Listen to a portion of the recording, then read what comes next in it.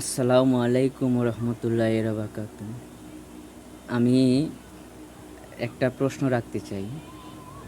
যেরকম আমাদের আলেম সমাজের লোকেরা বলে মসজিদ মাদ্রাসায় দান করেন ইসলামের নামে। আল্লাহ রাসূল সাল্লাল্লাহু আলাইহি সাল্লাম উনি বলেছেন ইসলামের জন্য দান করতে। আচ্ছা, আল্লাহ রাসূল সাল্লাল্লাহু আলাইহি সাল্লাম উনি যে বলছেন ইসলামের জন্য দান করতে, এটা কি মসজিদ মাদ্রাসায় না অন্য কিছুর জন্য? উনি ওই দিন বলছিলেন যে তোমরা যা কিছু যার কাছে আছে ইসলামের জন্য দান করো। আর সেই আবু বক্করে দান করছেন। আবার বলছেন আল্লাহ পাক যে কাল বিচার দিবসে আবু বক্করের সেই ঋণ পরিশোধ করবেন আল্লাহ।